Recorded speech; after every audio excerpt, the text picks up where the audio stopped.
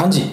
Wih, sejak mulai channel ini beberapa bulan lalu, 9 bulan lalu tepatnya, ada dua pertanyaan yang sering banget ditanyain di kolom komentar. Yang pertama adalah, Bang, kok lu bisa ganteng banget sih? Terus yang kedua, Bang, gimana caranya menghafal kanji dengan cepat? Kali ini saya akan menjawab pertanyaan kedua. Sebelum kalian mikir, siapa sih orang ini songong banget? Kenalin, saya Cakra. Saya belajar bahasa Jepang dari nol, dari hiragana katakana, sampai lulus JLPTN 2 hanya dalam 10 bulan. Dan lulus N1 dalam 15 bulan, atau kurang dari 1,5 tahun. Ini buktinya. Lihat nilai N2-nya. Kanji dan vocab alias goi bener semua, bumpo bener semua, listening bener semua, cuman dokai aja yang salah 2. Itu artinya saya berhasil menghafal kurang lebih 1000 kanji dalam 10 bulan, tanpa lupa satu kanji pun. Tepatnya 7 bulan sih, karena saya baru nemu metode yang akan saya jelaskan di video ini 3 bulan setelah saya mulai belajar bahasa Jepang. 5 bulan setelah saya lulus N2 dengan nilai yang hampir sempurna, saya coba ikut tes N1 dan lulus. Tapi dengan nilai yang pas-pasan, kayak muka kalian. Jadi nilai saya cuman 108/180. Kelihatan nggak? Tapi di nilai vocabulary, di nilai kanji dan kotoba, saya dapat 42/60. Yang jelek itu di reading, 27/60. Tapi listeningnya ya lumayan, 39/60. Dan hasilnya adalah 108/180. Yang penting lulus. Sebelumnya sedikit peringatan, video ini sangat-sangat panjang. Karena akan melingkup semua hal yang perlu kalian ketahui sebelum belajar kanji. Mulai dari kenapa kanji itu penting, kenapa banyak orang gagal menguasai kanji, tips menghafal kanji, metode menghafal kanji ala cakalang fuhu, bagaimana cara agar bisa hafal kanji selamanya, sampai kapan sebaiknya kita harus menanam pohon. Kalau kalian nonton video ini dari awal sampai akhir tanpa di-skip, saya jamin kemampuan menghafal kanji kalian akan meningkat 100 kali lipat. Saya jamin. Canda guys, saya nggak berani jamin, soalnya nggak ada gunanya kalau kalian nggak lakuin. Ya, ikso. Kanji. Apa kanji itu penting? Ya, yang bilang kanji itu nggak penting cuman orang yang nggak bisa baca kanji. Jadi, sebenarnya mereka yang nggak bisa baca kanji itu nggak mau kalian bisa baca kanji biar mereka ada teman. Soalnya goblok sendirian itu nggak enak. Kenapa kanji itu penting dan kenapa kita harus belajar kanji? Alasannya ada banyak, tapi saya hanya akan sebutin 3 yang utama. 1. Membantu kita untuk menghafal arti kotoba. Dengan menghafal kanji, kalian akan bisa dengan cepat hafal kotoba-kotoba baru. Berarti dengan menghafal kanji, kemampuan mengingat dan memahami kotoba kalian, kotoba baru, akan meningkat dengan pesat. Nomor 2, membantu menebak arti dari kotoba yang belum pernah kita lihat sebelumnya, atau bahkan menebak arti dari kotoba yang belum pernah kita dengar sebelumnya pada saat kita kaiwa dengan orang Jepang. Nggak masuk akal kan ya? Belajar kanji bisa bantu kita pas kaiwa. Kan orang Jepang pas ngomong nggak ada subtitlenya. Saya nggak akan jelasin maksudnya kayak gimana, saya mau kalian nanti merasakan sendiri setelah mengikuti metode yang akan saya jelaskan nanti. Alasan nomor 3, di Jepang semua pakai kanji. Aturan lalu lintas, menu restoran, surat pos, belanja di supermarket, komposisi makanan, obat-obatan, dan bahkan toilet pun pakai kanji. Mau nyiram pup aja harus bisa baca kanji dulu. Bayangin kalian nggak bisa baca kanji. Ngambang terus itu pup kalian di kloset. Jadi nggak ada alasan untuk nggak belajar kanji, terutama untuk kalian yang ada niat kerja di Jepang. Apalagi yang udah ada di Jepang ya. Apa belajar kanji itu susah? Iya, kalau kalian melihat kanji itu hanya sebagai sebuah tulisan dan goresan. Kanji itu lucu. Kayak aku. Semakin banyak kanji yang kalian hafal, semakin mudah dan cepat kalian menghafal kanji yang lain. Misalnya kita punya target menghafal 500 kanji. Jauh lebih susah menghafal 100 kanji pertama kalian dibanding menghafal 400 kanji setelah kalian hafal 100 kanji pertama kalian. Intinya, kanji itu cuma susah di awal doang. Begitu kalian melewati tembok kanji-kanji dasar, sisa ratusan kanji yang belum kalian hafal akan bisa dihafal dengan mudah. Alasannya adalah kanji itu bentuknya gitu-gitu doang. Cuman kombinasi goresan dan posisinya doang yang pindah-pindah. Jadi begitu kalian hafal kanji-kanji dasar dan beberapa radikal, belajar kanji jauh lebih mudah, terutama di bagian menghafal onyomi. Dan kalian akan sadar gimana enaknya bisa baca kanji. Plus, kalian bakal kelihatan keren kalau bisa baca kanji. Kayak saya. Kenapa banyak orang gagal menguasai kanji? Menurut pengamatan saya, alasan kenapa ada banyak orang Indonesia yang gagal menguasai kanji, itu penyebabnya ada 2. 1, karena nggak tahu pentingnya kanji dan kena hasutan teman atau senpainya yang nggak bisa baca kanji. Yang kedua, karena disuruh nulis kanji berulang-ulang oleh senseinya alias belajar dengan metode yang salah. Saya akan bahas poin nomor 2. Buat kalian yang pernah belajar di LPK atau mungkin sekarang lagi belajar di LPK, pernah lihat kertas kayak gini nggak? Ini definisi dari sampah. Tahu nggak kertas ini fungsinya apa? Buat hafalin kanji? Bukan. Ini tuh buat latihan nulis kanji. Biar tulisan kita bagus. Bukan biar kita ingat dengan kanjinya. Banyak sensei di LPK itu nyuruh murid-muridnya nulis kanji yang sama 10 kali dalam sehari. Kayak gini. Jadi, balik. Jadi kanji iye itu ditulis 10 kali, terus bawahnya kanji shigotonya shi, terus tulis 10 kali dalam sehari. Kalau ada 20 kanji, 200 kanji ditulis dalam sehari. Ini nggak guna, sensei. Menulis kanji berulang-ulang di satu hari yang sama tidak akan bikin otak kita ingat sama kanjinya. Yang ada tinta pulpen habis, tangan pegal, pinggang encok, kepala pusing, ketiak bau. Besoknya otak kita akan secara tidak sadar benci dengan kanjinya. Karena trauma yang dialami oleh badan kita. Hafal kagak, capek iya. Tujuan kita sebagai sensei adalah untuk memasukkan kanji-kanji baru keingatan jangka panjang murid kita. Jadi, menulis kanji berulang-ulang dalam satu hari yang sama sangat-sangat tidak masuk akal. Kalau cara itu memang ampuh buat hafalin kanji, pasti udah banyak banget orang-orang Indonesia yang jadi master kanji. Kenyataannya, malah banyak yang benci sama kanji. Otaknya jadi menolak untuk menghafal kanji. Mending nulis kanji kayak gini itu dijadiin hukuman aja. Misalnya ada murid yang bandel, nah suruh aja tuh nulis kanji yang sama berulang-ulang setiap hari. Yang banyak, sampai demam, kalau bisa sampai tipes. Dibanding nyuruh murid kita itu untuk nulis 100 kanji yang sama dalam sehari, jauh lebih efektif kalau kita nyuruh murid kita untuk baca kanji yang sama, baca aja cukup, baca kanji yang sama 1 kali sehari, tapi selama 100 hari. Jauh lebih efektif. Jadi mohon diubah sedikit cara ngajarnya para sensei yang nonton video ini. Ini cuma saran sesama sensei ya, biar nggak makin banyak murid yang benci sama kanji. Padahal kanji itu penting banget dalam belajar bahasa Jepang. Buat kalian murid LPK yang nonton video ini, tolong share video ini ke sensei kalian. Kalau berani ya, kalau nggak, share di tempat lain aja. Semoga sensei kalian lihat video ini suatu hari nanti. Saatnya masuk ke topik utama. Bagaimana cara menghafal kanji? Ini yang kalian tunggu-tunggu kan? Jawabannya simpel. Cuman ada 2 hal yang harus kalian punya untuk bisa jadi master kanji. Atau bahkan bisa jadi master nihongo kayak saya. 1. Niat. Selamat. Kalian sudah lulus dari tantangan pertama untuk bisa jago kanji. Yaitu niat. Buktinya kalian udah klik video ini. Dan kalian udah tonton sampai sini tanpa skip-skip. Itu artinya kalian udah punya niat yang cukup untuk bisa jadi master kanji. Yang kedua, action. Ini yang paling penting. Alasan utama dari orang yang punya niat, punya ambisi tinggi, tapi gagal mencapai tujuannya adalah karena tidak memiliki kemampuan untuk mengambil tindakan, alias nggak bisa action. Saya buktiin ya. Misalnya, saya suruh kalian sekarang untuk like video ini. Nggak usah komen. Like aja gampang, tinggal tuh di bawah, cong, pakai 1 jari, cong. Saya kasih waktu 3 detik buat nge-like. 1, 2, 3. Like itu gampang, gratis, tapi nggak semua orang bisa ngelakuin itu, walaupun saya udah suruh barusan. Kenapa? Karena tidak semua orang punya kemampuan untuk mengambil tindakan.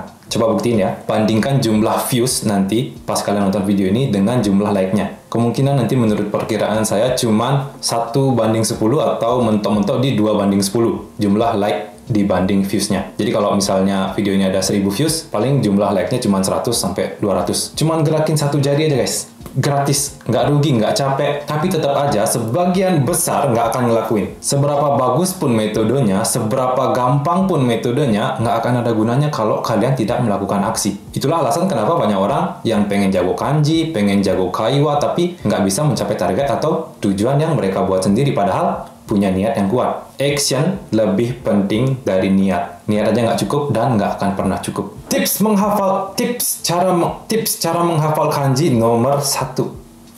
Tips pertama, 1.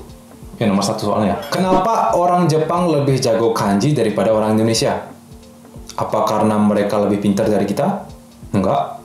Itu istri saya bodoh, tapi dia bisa hafal ribuan kanji. Jawabannya adalah karena frekuensi mereka melihat kanji jauh lebih banyak dibandingkan orang Indonesia. Diam di rumah ada kanji, di jalan ada kanji, di supermarket ada kanji, di toilet ada kanji, nonton YouTube ada kanji, buka sosial media ada kanji. Ini semua bukan masalah pintar atau goblok, bukan masalah daya ingat yang kuat atau lemah, bukan masalah umur, Saya sudah tua, kemampuan mengingat saya sudah lemah. Enggak, jangan banyak alasan. Kita cuma perlu meningkatkan frekuensi kita melihat kanji yang kita ingin hafalkan. Semakin sering kita lihat kanjinya, semakin cepat kita hafal. Dan kalau kita rutin melakukan hal tersebut dalam jangka waktu yang lama, semakin lama juga kita ingat kanji tersebut di dalam otak. Ini khusus yang punya otak aja ya. Ini sama persis dengan menghafal nama orang, menghafal nama teman baru. Coba kita balik dulu, nostalgia ke hari pertama kita masuk SMP atau SMA. Hari pertama sekolah, ketemu teman-teman baru. Anggap aja di kelas kalian ada 30 orang. Apa kalian langsung hafal semua nama teman baru kalian di hari pertama sekolah? Enggak kan? Paling baru hafal berapa? 2-3 orang. Cuman orang-orang yang kalian ajak ngobrol di hari pertama, yang kalian ajak berinteraksi. Hari kedua, mungkin hafal berapa? 4-5 orang. Hari ke-14, mungkin hafal setengah nama teman kalian. Mungkin hafal setengah nama teman sekelas kalian. Tapi seiring berjalannya waktu, setiap ke sekolah, kalian ketemu dengan teman sekelas kalian. Belajar bareng, menghabiskan waktu bersama, dengar nama mereka berkali-kali disebut dalam jangka waktu yang lama, kalian akan hafal dengan sendirinya nama teman-teman sekelas kalian. Itu yang saya maksud dengan frekuensi. Tapi apa kalian hafal dengan semua nama murid yang ada di kelas sebelah? Mungkin kalian hafal beberapa, tapi nggak semua pasti. Apa kalian hafal dengan nama teman-teman kalian yang satu sekolah, tapi kelasnya di ujung, di pinggir jurang? Enggak kan? Alasannya adalah karena kita jarang berinteraksi dengan mereka, kecuali kelas kalian juga dekat jurang. Tidak ketemu setiap hari, tidak mendengar namanya setiap hari, alias frekuensi berinteraksinya sedikit. Kalau kalian mau hafal nama teman kelas sebelah, sering-seringlah main ke kelas sebelah pas jam istirahat. Sama halnya dengan kanji. Contoh, kanji watashi, kanji boku, kanji ore. Ketiganya sama-sama punya arti saya, tapi mungkin sebagian besar dari kalian cuma ingat watashi. Alasannya apa? Ya tadi, kalian lebih sering lihat ini dibanding yang lain. Setiap kali kalian belajar, hampir setiap kali kalian buka buku, lihat kanji ini. Alhasil, kalian lebih sering berinteraksi dengan kanji watashi dibanding kanji lain. Jadi istilahnya tuh kayak kanji watashi itu teman sekelas, kanji boku itu teman kelas sebelah, terus kanji ore, teman yang kelasnya di jurang. Dari dulu banyak banget yang nanya ke saya gimana caranya biar cepat hafal kanji. Ya nggak bisa cepat. Emangnya kalian pikir orang Jepang itu lihat kanji satu kali langsung hafal? Yang enggak dong. Caranya cuma satu. Kalau mau cepat hafal kanji, ya cepetin mulai belajar kanji. Jangan lari terus. Tingkatkan frekuensi kalian bertemu dengan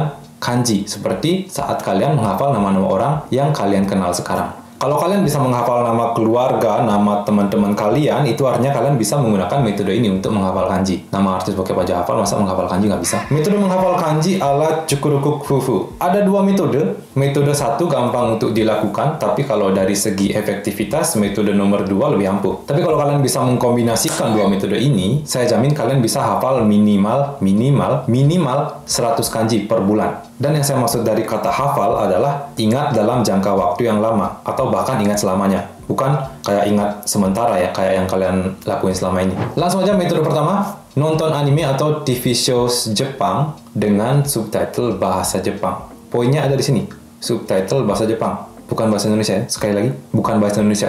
Nanti jangan ada yang komen, saya nonton anime kok udah bertahun-tahun tapi belum jago bahasa Jepang.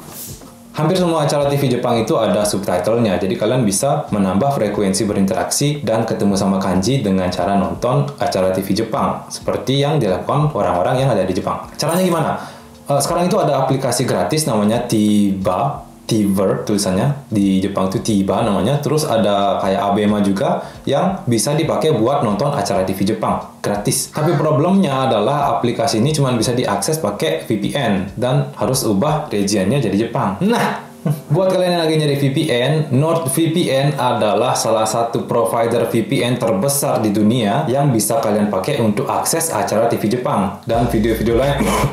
Anime misalnya. Untuk nonton anime dengan subtitle Jepang, kalian bisa nonton di Netflix dengan cara akses pakai NordVPN, ganti regionnya ke Jepang, nanti bakal ada pilihan subtitle bahasa Jepang. Semua drama, film, dan anime ada subtitle Jepang yang kalau kalian akses menggunakan VPN. Selain itu, NordVPN juga punya fitur cyber security yang bakal bikin akses internet kalian jadi lebih aman, terutama buat kalian yang suka akses internet pakai free wifi di kafe-kafe. Kalian bisa kena yang namanya MITM alias Man in the Middle attack. Contohnya kalau ada orang yang lagi menyamar jadi free wifi, terus kalian nggak sengaja connect laptop kalian ke wifi tersebut, semua data kalian termasuk password akun dan semua informasi penting yang ada di laptop kalian bisa diambil semua. Itu baru satu threat. Masih ada phishing, malware, malvertising, ransomware, dan masih banyak ancaman lain yang sangat-sangat berbahaya kalau kalian surfing internet tanpa proteksi. Atau kalau kalian lagi pengen liburan, NordVPN juga bisa bantu kalian untuk nyari tiket pesawat dan hotel yang murah. Jadi kalian bisa lebih hemat liburannya. Dan kalau kalian ada uang lebih, boleh pinjam dulu nggak 100? Buat kalian yang udah siap nonton acara TV Jepang, anime, atau film-film dengan subtitle Jepang, linknya ada di deskripsi, nordvpn.com/cakurinfuhu. Ada risk-free 30-day money-back guarantee, bahasa Inggris, dan tambahan bonus 4 bulan untuk plan 2 tahun kalau kalian pakai kode cakurinfuhu. Ingat yang saya bilang tadi, take action. Karena niat aja nggak cukup. Tambahan gratis 4 bulan untuk plan 2 tahun di nordvpn.com/cakurinfuhu dan risk free 30 hari garansi uang kembali. Saya ulangi sekali lagi, tanpa resiko. Kalau yang tanpa resiko aja kalian nggak lakuin, gimana yang ada risikonya? By the way nih, video kayak gini nggak akan dibuat kalau nggak ada sponsor dari NordVPN ya. Jadi mohon bantu klik linknya di bawah di deskripsi biar makin banyak video kayak gini kedepannya di channel ini. Lanjut. Sebelum masuk ke metode nomor 2, saya mau kasih tips menghafal kanji nomor 2. Lihat kanji sebagai objek, bukan sebagai tulisan atau sebagai goresan. Balik lagi ke menghafal nama orang. Ini mulu ya. Kita pakai contoh saya dan istri ya. Ini foto saya, Cakra, dan ini foto istri saya, Shiori. Menurut kalian apa yang membedakan dua orang ini? Apa ciri khas yang membuat kita tahu kalau orang ini adalah Cakra dan orang ini adalah Shiori? Misalnya simpel aja. Ciri khasnya Shiori rambutnya panjang, terus ciri khasnya Cakra rambutnya pendek. Jadi yang ini adalah Shiori karena rambutnya panjang. Dan yang ini adalah Cakra karena rambutnya pendek. Ciri khas inilah yang membedakan teman kalian satu sama yang lain. Coba aja bayangin dua teman kalian. Kalau nggak punya teman, bayangin apa? Kucing, kayak misalnya ini saya pakai nih, Puring sama Whisky. Kenapa kok si A dipanggil A dan si B dipanggil B? Si A punya ciri khas yang membuat kita bisa tahu kalau dia adalah si A. Dan si B punya ciri khas yang membuat kita bisa tahu kalau dia adalah si B. Kenapa saya pakai kucing? Karena saya juga nggak punya teman. Ciri khas ini adalah salah satu kunci untuk menghafal kanji. Semakin banyak ciri khas yang bisa kalian dapat dari suatu kanji, semakin mudah juga untuk mengingat kanji tersebut. Coba kita terapkan ke kanji ya. Misalnya kita punya teman kanji namanya Tsukue. Tampang dia kayak gini. Ini tampangnya si Tsukue ya, teman kita. Apa ciri khas dari teman kita ini? Kalau menurut saya, ciri khas dari teman kanji kita di sebelah ini adalah dia terbentuk dari kanji pohon atau kanji kayu, dan di sampingnya ada benda yang mirip dengan meja. Jadi kanji ini seperti meja yang terbuat dari kayu. Itu ciri khas yang saya dapat dari kanji ini ya. Dan mungkin setelah kalian dengar penjelasan ini, otak kalian akan ingat selamanya dengan kanji Tsukue ini. Sekarang mungkin kalian lihatnya udah bukan tulisan atau goresan lagi ya. Udah kayak gambar atau objek ya kan? Enggak ya? Terus gimana kalau ada dua kanji yang mirip? Cara bedainnya gimana? Ya sama juga, cari ciri khasnya. Misalnya nih, saya ada dua foto yang mirip banget. Yang ini namanya Shiorin, yang ini namanya Shiurin. Ini wajahnya mirip banget kan? Sama-sama cewek, sama-sama rambut panjang, sama-sama pakai poni. Tapi di balik kemiripan mereka berdua, pasti ada ciri khas yang bisa kita cari untuk menemukan perbedaan antara dua cewek manis ini. Walaupun agak susah ya, tapi jangan menyerah, kita pasti akan ketemu perbedaan dari dua foto ini. Coba kita cari dulu. Nah, misalnya ini nih, mulutnya agak beda. Si Urin agak tipis, sedangkan si Urin tebal banget, kayak dompet DPR. Dengan menemukan ciri khas ini, kita bisa tahu mana si Urin, mana si Urin, dengan melihat ketebalan mulutnya. Coba kita terapkan di kanji. Kanji-kanji yang mirip, contohnya Yasumi dan Karada, terus ada Ima dan Aimas, terus ada Atarashi dan Kitashi, terus ada Kikainya Ki sama Kai. Sekilas memang kelihatan mirip, tapi pasti ada ciri khas yang membedakan kanji-kanji ini satu sama yang lain. Jadikan mereka sebagai objek, kenalan sama kanji yang ingin kalian hafal.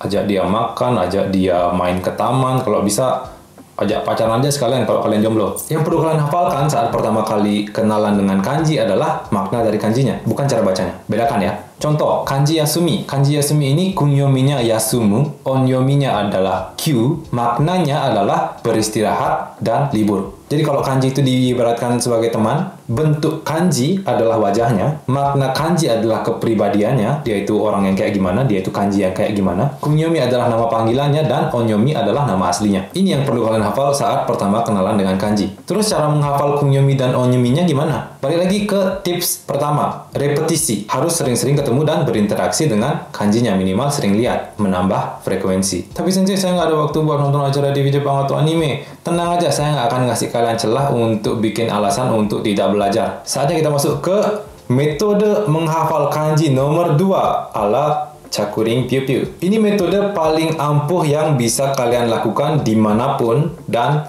kapanpun, tidak peduli sesibuk apapun kalian. Buku catatan kecil. Nggak sedikit orang yang chat saya di Instagram curhat kalau mereka udah belajar tapi nggak ada progres. Sensei, saya udah belajar berbulan-bulan tapi kemampuan saya masih segitu-segitu aja. Minta tipsnya dong. Terus saya jawab, oke, coba fotoin catatan belajarnya. Belum buat, Sensei. Hehe. Hahaha, hehe si Hercules. Ya gimana mau inget kalau dicatat aja enggak. Ini bukan 1-2 orang loh ya. Banyak banget yang curhat ngaku udah berusaha belajar tapi nggak punya catatan belajar. Ini buku catatan kecil saya pas saya belajar N2 dan N1. Yang ini N1. Bentar ya, semoga kelihatan. Syup. Ini buku catatan kecil yang saya pakai pas belajar N2 dan N1 dulu. Bentuknya kecil, bisa masuk tas, bisa masuk kantong, bisa masuk UGD, bisa dibawa kemana aja, dan bisa dibaca kemana aja, termasuk pas kalian lagi kerja. Kecil. Terus mungkin ada yang mikir, tapi Sensei, kenapa nggak dibikin catatan di smartphone aja? Hei kamu Hades, si dewa kematian Yunani, punya hobi kok ngeyel. Pertama, smartphone itu, bentar saya taruh dulu. Pertama, smartphone itu nggak bisa dipakai atau dibawa pas kita lagi kerja, terutama untuk yang lagi kerja di Jepang. HP harus dimasukin ke locker dulu sebelum mulai kerja. Nggak boleh masuk kantong biasanya ya. Kalau buku catatan, kalian bisa bawa kerja tanpa harus dimarahin sama atasan kalian. Selain itu, bawa buku catatan itu juga bisa menambah image kita menjadi lebih baik. Kita kelihatan jadi kayak lebih rajin. Kedua, smartphone itu godaannya kuat banget, lebih kuat dari godaan korupsi BLT. Kok ada dagang bakso? Begitu kalian buka HP, walaupun niat kalian adalah belajar, ada YouTube, Facebook, Twitter, IG, dan TikTok yang sudah menanti untuk disentuh oleh jari-jari lucu kalian. Walaupun misalnya nih mental kalian tuh kuat banget, tidak tergoda sama sosial media, tapi pas kalian belajar pakai HP bakal ada notif-notif yang mengganggu konsentrasi kalian. Jangan pikir kalian bisa jago bahasa Jepang dengan bermodalkan notes HP atau mungkin PDF buku yang kalian download di internet. Belajaran 5 menit, nonton TikTok 30 menit. Lah, makanya saya itu anti banget belajar pakai note HP karena saya udah mengalami sendiri godaan-godaannya, dan saya ini termasuk orang yang niat dan tekadnya kuat loh. Tapi saya tetap kalah. Ambil HP, niat belajar, tapi tanpa sadar saya nonton video-video lucu di Facebook. Ambil HP, niat belajar sebentar, terus tanpa sadar balas-balas chat di grup WhatsApp. Itu yang bikin saya nggak pernah mau bikin PDF, karena akan bikin orang merasa dirinya sudah belajar hanya dengan mendownload PDF-nya. Padahal cuma di-download doang, nggak pernah dibaca. Kalaupun pernah dibaca, dibacanya nggak setiap hari, nggak sampai habis. Maka dari itu kami membuat buku catatan kanji versi Cakuring Huhu. Ini khusus untuk orang yang malas bikin catatan, kayak kalian yang lagi nonton video ini. Catatan ini tentunya binary karena bentuknya kecil, mungkin cuma setengah smartphone kalian. Tergantung kalian pakai smartphone apa sih. Kecil nggak tuh? Kecil kan? Kayak nyalai budi pekerti kalian. HP aja bisa masuk kantong, apalagi ini ya. Bisa dibawa kemana-mana dan bisa dibaca kapanpun. Tidak peduli seberapa sibuknya kalian. Isinya, lengkap. Ada kanji ya, Mucirong. Ada kanjinya. Kelihatan nggak? Aduh, kelihatan ya. Biar kalian bisa kenalan dengan kanjinya. Terus ada arti atau makna kanjinya dalam bahasa Indonesia dan bahasa Inggris. Tujuannya biar otak kalian punya lebih banyak choice untuk mengingat. Karena bisa aja otak kalian lebih mudah mengingat yang bahasa Inggris dibanding yang bahasa Indonesia. Terus ada kunyominya dan onyominya. Dan yang paling penting, ada list kotoba-kotoba penting yang pakai kanji ini. Kotoba-kotoba yang ada di sini udah saya dan Shiori pilih sendiri dari semua buku-buku yang saya punya. Saya liatin bukunya ya. Itu ada buku di sana. Sambilin dulu. Maaf ya, saya pakai pajama. Belum mandi dari kemarin karena dingin.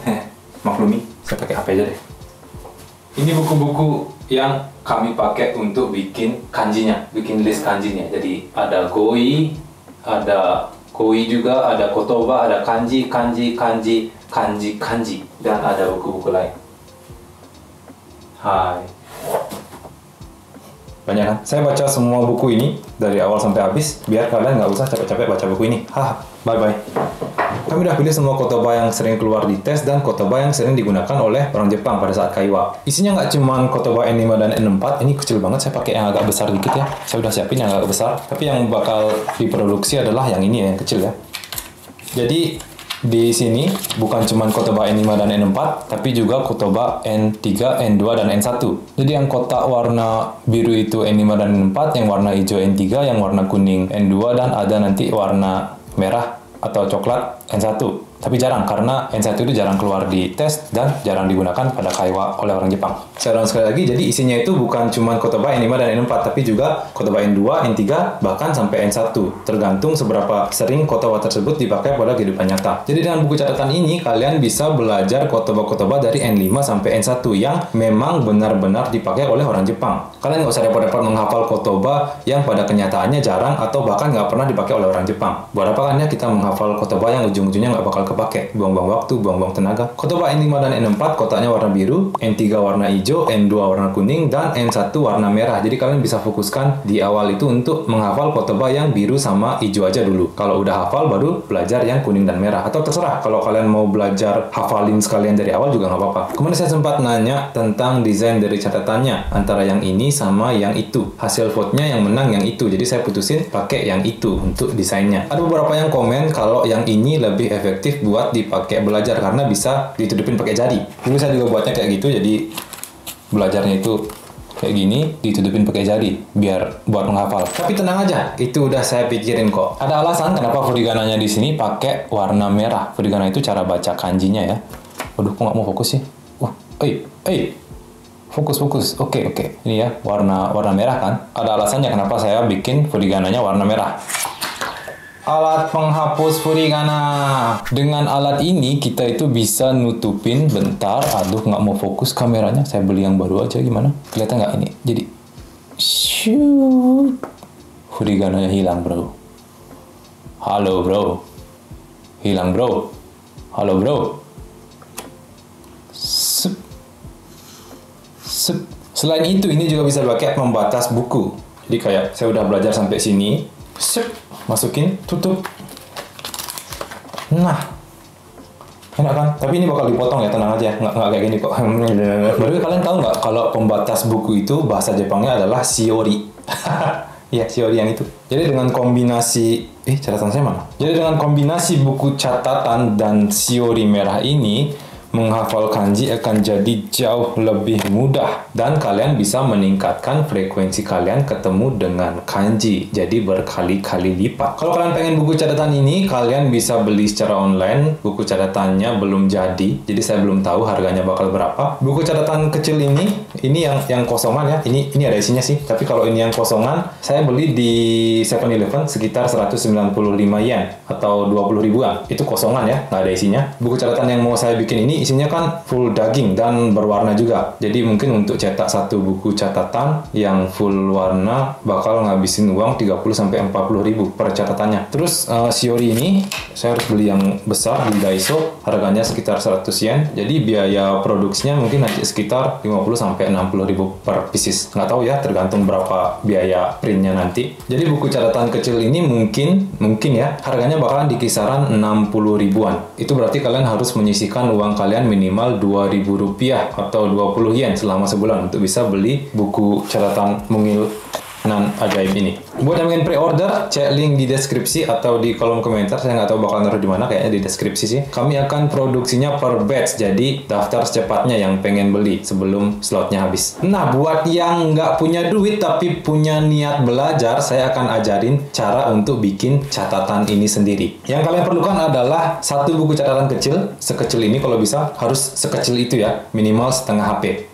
Maksimal setengah HP maksudnya. Selain buku catatan kecil yang agak tebal kalau bisa ya, kalian juga harus beli pulpen merah, pulpen hitam, dan kalau ada tambahan pulpen lain lebih bagus lagi ya. Kalau kalian beli barang-barang ini di toko buku, mungkin totalnya sekitar 35-40 ribu. Udah dapat ketiganya, udah dapat satu buku catatan kecil yang agak tebal dikit, terus pulpen merah, pulpen hitam. Kalau mau ditambah pembatas buku merah ini mungkin jadinya sekitar 45-50 ribu, udah dapat satu set. Kalau mau bikin catatan sendiri ya tetap harus keluar keluar duit juga sih ujung-ujungnya. Jangan pelit demi ilmu, biar ilmu juga nggak pelit ke kalian. Cara buat catatannya adalah, pertama kalian cari materi kanji di internet. Kalian bisa cari sendiri yang kalian suka, atau mungkin bisa ikut link yang akan saya taruh di deskripsi. Ini link saya asal aja sih nyari. Saya comot di internet untuk belajar kanji, ada list kanji soalnya. Tapi kebanyakan bahasa Inggris. Di internet itu kebanyakan materi gratis pakai bahasa Inggris. Jadi kalian harus siapin kamus juga jadinya. Gampangnya kamus itu bisa kamus online, pakai kamusku misalnya. Kalau mau gampang sih bisa beli buku kanji yang udah ada translate bahasa Indonesianya di toko buku. Tapi kalau beli buku kanji bakal keluar duit lagi dan ujung-ujungnya bakal lebih mahal dari buku catatan kecil Cakurin Kuhu ini. Setelah barang-barang siap semua, buku catatan, pulpen dan pulpen, kalau bisa pulpen satu lagi, 3 warna kalau bisa. Kalian tulis kanjinya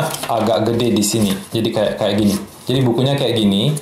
Kalian buka, terus di bagian atas kalian tulis kanjinya agak gede ya. Saya pakai kanji lain deh. Kanji toshi misalnya, kanji toshi. Kanji ini jadi kanjinya itu jadi kayak gini ya bukunya. Set dibuka.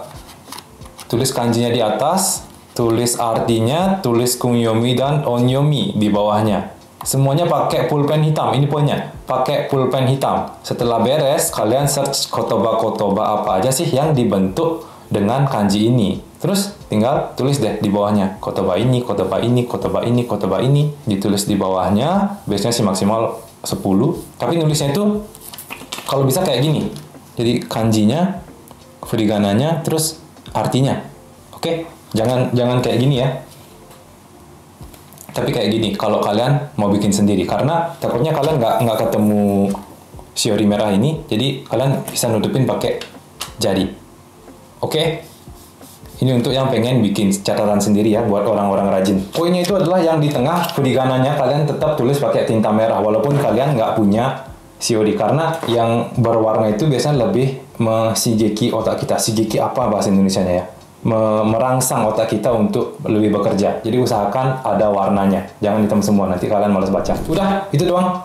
Jadi lakuin mungkin sehari 2-3 kanji, dicatat, jadi deh catatannya tanpa harus beli. Cuman ya capek dan pasti perlu tenaga dan usaha ekstra buat bisa konsisten bikin catatan setiap hari. Karena harus bolak-balik internet, lihat kamus, lihat catatan, ganti pulpen, tulis, lihat lagi, dan iya, lumayan capek. Intinya, kalau miskin minimal rajin, kalau malas harus berani keluar duit. Jangan sampai udah miskin pakai malas lagi. Ya, oke, itu metode kedua. Sekali lagi linknya ada di deskripsi, terutama buat kalian yang niat belajarnya besar tapi males banget bikin catatan. Let's go. Kalau udah hafal kanji-kanji dasar, langkah selanjutnya apa? Dengan modal kanji-kanji dasar yang sudah kalian hafalkan, baik dengan metode 1 atau metode 2, kalian akan bisa dengan mudah untuk menghafal ratusan kanji lain. Saya buktiin ya. Anggap aja kita udah hafal 80-100 kanji dasar ya. Di bahasa Jepang, secara garis besar, kanji itu terdiri dari 2 komponen. 1,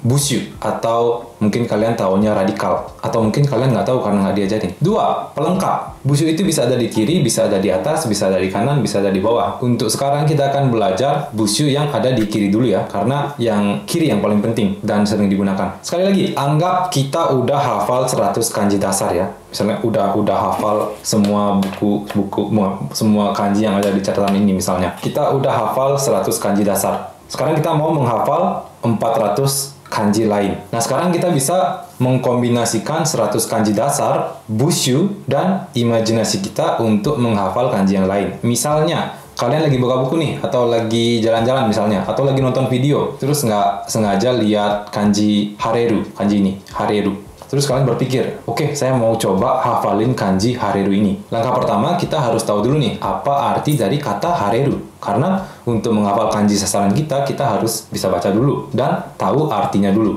Ngerti nggak konsepnya di sini? Jadi, langkah pertama adalah belajar kotobanya. Kalian harus tahu dulu, ini kanji apaan, sebelum kalian mulai menghafal. Kalau nggak tahu, kalian mau hafalin apa dong? Contohnya lagi, pakai kehidupan nyata. Maaf ya, pakai contoh mulu. Kalian ketemu orang, kalian inget tampangnya. Tapi kalian nggak pernah tahu namanya siapa dan orangnya kayak gimana. Nggak pernah kenalan, cuman pernah lihat doang, tahu tampangnya doang. Mau ketemu berkali-kali pun dengan orang tersebut, kalian nggak akan pernah tahu nama dia siapa, karakter orangnya seperti apa, karena kalian nggak pernah mau coba kenalan. Kecuali di atas kepala orang tersebut, ada penjelasannya. Nah, kalau kayak gini, setiap kita lihat orang tersebut, otak kita secara otomatis akan mengingat, oh orang ini namanya Shiori, dia orangnya agak sengklek. Jadi bukan cuma tampangnya aja yang kita hafal, tapi kita udah tahu ini namanya siapa dan karakternya seperti apa. Tanpa kenalan pun kita bisa tahu, cukup dengan melihat dia secara rutin, cukup dengan ketemu secara rutin. Nah, jadi kenalan yang saya maksud tadi, kenalan ini ibaratnya sama dengan nge-search cara baca dan arti kanji itu di kamus. Sayangnya banyak banget dari kalian yang sifatnya itu pemalu, pada nggak mau kenalan alias malas nyari di kamus. Berat banget jarinya buat buka kamus. Padahal sekarang semua udah serba instan ya, tinggal ketik. Tapi Sensei, ada nggak sih tempat di mana kita bisa sering ketemu banyak kanji, tapi langsung bisa tahu cara baca dan arti dari kanjinya tanpa harus search sendiri di kamus? Ada dong, ada dong. Akhir-akhir ini saya ketemu satu channel YouTube yang keren banget. Di channel itu semua videonya ada subtitle bahasa Jepang dan bahasa Indonesianya. Bukan cuma itu, di setiap kanji ada furigananya, jadi kalian nggak usah ribet-ribet nyari cara bacanya di kamus lagi. Dan sering banget ada kotobanya yang diwarnain, jadi kalian bisa tahu nih kotoba mana yang translate-nya yang mana. Di channel itu selain kalian bisa belajar kanji dan kotoba, kalian juga bisa sekalian latihan listening, belajar bumpo dan belajar frase yang sering dipakai pada kaiwa. Kanji, kotoba, bumpo, chokai, kaiwa semuanya bisa dipelajari dalam satu video kalau kalian belajarnya benar. Nama channelnya adalah Cakuring Huhu. Nontonin video di channel ini itu ibaratnya kayak ketemu orang, tapi kita nggak usah repot-repot kenalan, soalnya udah kelihatan nama dan karakter orangnya itu seperti apa. Jadi cukup dengan nonton aja, otak kita udah auto repetisi plus menambah frekuensi. Bayangin kalian ketemu sama orang berkali-kali, dijamin ingat selamanya sama nama dan sifat orangnya, ya kan? Jadi buruan deh kalian tontonin semua video dari Cakuring Huhu, gratis loh. Konten sebagus ini harusnya berbayar sih, tapi ingat, siapin buku catatan. Jadi kalau ada kanji yang pengen kalian hafal, kalian catat. Udah gitu doang, gampang. Balik lagi, misalnya target hafalan kita kali ini adalah kanji Hareru. Kita cari tahu dulu nih, arti Hareru itu apa? Search di kamus kalau kalian nemunya di jalan, atau kalau kalian nemunya di buku, tinggal lihat translate-nya apa, atau kalau kalian nemu kotobanya di video channel Cakuring Huhu, kalian cukup lihat translate-nya yang mana. Selanjutnya, oh, Hareru itu artinya cerah. Tugas kita sekarang adalah gimana caranya agar setiap kita lihat kanji Hareru ini, kita bisa ngirim sinyal ke otak kita kalau arti dari kanji ini adalah cerah. Ini tugas utama kita. Jangan pakai cara anak SD ya, kayak Hareru cerah, Hareru cerah, Hareru cerah. Hareru cerah, Hareru cerah. Oke, jangan pakai cara itu, besok aja lupa. Yang harus kita lakukan adalah coba analisis dulu kanjinya. Kalau kita perhatikan, kanji ini terdiri dari busyu hi dan ada kanji ao sebagai pelengkap. Dua komponen ya, busyu dan pelengkap. Kalau kalian sudah hafal 100 kanji dasar, kalian pasti tahu kalau kanji hi itu artinya hari atau matahari. Kanji ao itu artinya biru. Jadi hari plus biru atau matahari plus biru. Sekarang saatnya kalian gunakan imajinasi kalian untuk memadukan kata hari dan kata biru agar nyambung dengan kata cerah. Misalnya, hari yang biru berarti lagi cerah kan? Nggak mendung. Kalau mendung kan abu-abu ya. Atau mungkin bisa pakai matahari lagi bersinar di langit yang biru. Berarti cerah. Udah gitu doang. Jadi setiap kita lihat kanji hari ini, kita bisa lihat, oh ini hari, ini biru. Jadi bakal ngirim sinyal ke otak kita buat ngasih tahu kalau kanji ini artinya adalah cerah. Kita coba pakai kanji lain. Kanji atsui artinya panas. Gimana biar cepat hafal? Kita analisis. Yang saya lihat di sini, di atas ada kanji hi lagi, matahari. Terus di bawah juga ada kanji hi, matahari. Mataharinya ada 2, berarti panas. Oh berarti kanji ini artinya panas. Nyambung nggak? Nggak nyambung-nyambung banget menurut saya. Tapi yang penting kalian ingat. Kadang semakin aneh cara kita mengingat, semakin mudah juga otak kita untuk mengingat. Ini khusus untuk yang punya otak aja. Sekarang coba kita pakai busyu ki. Di sini ada beberapa kotoba yang kanjinya pakai busyu ki. Contohnya hayashi, pohon tambah pohon sama dengan hutan. Mori, pohon tambah pohon, hutan juga, cuman lebih lebat. Terus ada kanji yang tadi, masih ingat nggak? Baru dibahas tadi, masa lupa? Ini kayu, terus ini bentuknya mirip. Nah itu, betul. Terus ada kareru, artinya layu. Gimana caranya biar kita ingat? Busunya adalah ki atau pohon. Terus kalau kalian hafal 100 kanji dasar, kalian pasti tahu kalau yang di kanan ini adalah kanji furui alias tua. Jadinya pohon yang tua, berarti layu. Terus ada kanji sakura. Ada pohon, terus ada apa ini garis 3 con-con-con, terus ada kanji onna alias perempuan. Gimana caranya biar kita bisa mikir kalau kanji ini adalah kanji sakura? Kalau saya pribadi, dari gabungan kanji pohon dan perempuan. Sakura kan identik dengan perempuan ya. Terus ada 3 garis nggak jelas, ini anggap aja bunga sakura yang lagi jatuh ya. Masuk akal nggak? Kadang enggak, tapi ya yang penting kita ingat. Kita coba busyu lain. Ini namanya nimbeng. Asalnya dari kanji hito. Kita coba kanji yasumimasu ya. Artinya istirahat. Komponen kanjinya adalah orang dan ki, pohon. Orang lagi beristirahat di bawah pohon. Jadinya artinya istirahat. Sekali lagi, nyambung nggak? Menurut saya ya, tapi mungkin ada beberapa dari kalian yang mikir, oh itu nggak nyambung. Tapi ya, kalian bisa ubah sendiri dengan cara kalian sendiri. Nggak harus sama dengan cara saya, yang penting kalian ingat. Terus coba yang agak beda ya. Misalnya kanji asai dan fukai. Asai artinya dangkal, sedangkan fukai artinya dalam. Ini ngomongin air ya.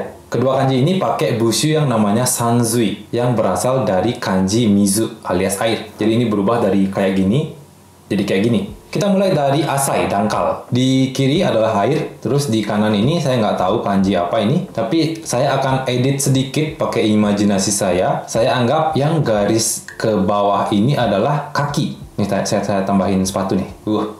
Sepatu Nike. Dan garis-garis horizontal ini sebagai air. Jadi kakinya ini lagi kayak masuk ke air gitu. Kalau airnya cuma sampai kaki berarti dangkal. Terus kalau yang fukai, cara ngeliatnya gimana? Di kiri ada sanzui, air. Di kanan ada pohon.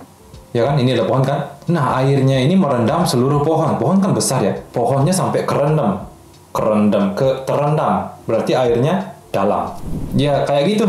Kurang lebih cara saya selama ini sampai hafal kurang lebih 1.500 kanji dalam waktu 1,5 tahun. Cara ini adalah untuk menghafal kanji agar otak kita gampang ingat dengan kanjinya. Tapi kalau kalian pengen hafal dalam jangka waktu yang lama, jawabannya tetap repetisi. Pakai konsep menghafal nama orang dengan metode menambah frekuensi berinteraksi. Entah itu via nonton sesuatu yang ada subtitle bahasa Jepangnya, atau via buku catatan kecil, atau kalau bisa kedua-duanya. Jadi yang kalian perlukan untuk bisa jadi master kanji adalah buku catatan kanji, sedikit imajinasi, dan banyak repetisi. Kesimpulan, Bang, gimana caranya menghafal kanji dengan cepat? Jawaban saya adalah tidak ada. Saya cuma tahu cara menghafal kanji dengan baik agar bisa diingat dalam jangka waktu yang lama. Kalau cara cepat, menurut saya nggak ada. Semua perlu waktu. Orang Jepang pun nggak bisa sekali lihat langsung hafal. Mereka juga perlu waktu dan perlu banyak repetisi untuk belajar kanji. Jadi kalau kalian pengen cepat hafal kanji, solusinya cuma satu. Cepat-cepatlah memulai belajar kanji, karena belajar bahasa Jepang itu perlu waktu. Buat kalian yang selama ini lari dari pelajaran kanji, sekarang adalah waktu yang tepat untuk mulai menghadapi tantangan menguasai kanji dengan cara menaikkan frekuensi kalian bertemu dan berinteraksi dengan kanji yang ingin kalian hafalkan. Kayaknya dari tadi udah mulai ya suara outro kesukaan kita. Oke, jadi video kali ini akan saya tutup dengan kata-kata mutiara. Waktu terbaik untuk menanam pohon adalah 10 tahun lalu, dan waktu terbaik kedua untuk menanam pohon adalah sekarang. Sekian video kali ini. Jangan lupa kita bukanlah adonan donat kentang yang hanya dengan berdiam diri bisa berkembang dengan sendirinya. Tetaplah tersenyum walaupun gigimu kuning, dan sampai jumpa di video selanjutnya. Bye!